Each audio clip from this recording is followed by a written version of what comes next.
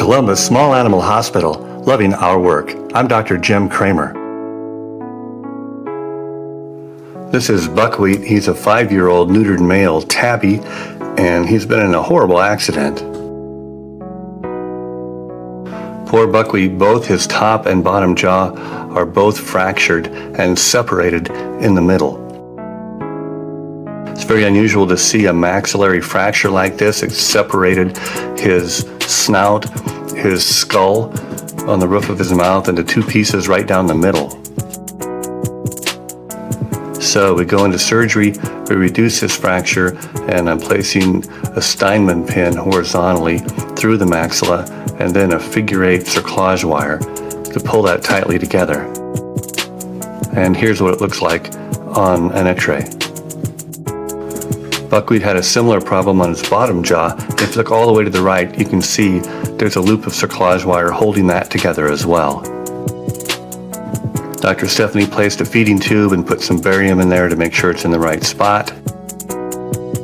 And here's Buckwheat, face still swollen, and the feeding tube in place so that we can bypass this fractured jaw, set of fractured jaws, and feed him through the tube along with all of his medications.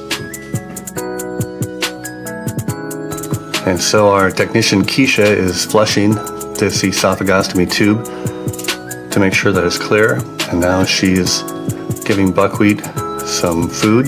We have special food made for this purpose that goes through a syringe. It's extremely nutrient dense, so it doesn't take a lot of it. See, he's licking his lips as he's eating now through the tube, and the medication is included, mixed in with the food. And he hasn't eaten for a while, so he's enjoying this meal. So we can give him these things bypassing his jaw fractures and the repairs, and you can see that he looks almost comfortable under the circumstances, certainly compared to what he looked like prior to surgery. So Buckwheat gets small amounts often. We feed him multiple times during the day. His stomach is not used to food. It's been a while without it, so we're weaning him back onto food, and it's going very smoothly so far. Buckwheat's family is quite concerned about him, comes in to see how he's doing. And now we're a month out from surgery. You can see that Buckwheat's made a terrific recovery. You would never know there had been a problem. Hair has grown back from where the esophagostomy tube was placed, and his teeth interdigitate completely, perfectly well. And he has full use of his mouth and his tongue, and his jaw fractures are healed. So he's made a stunning recovery.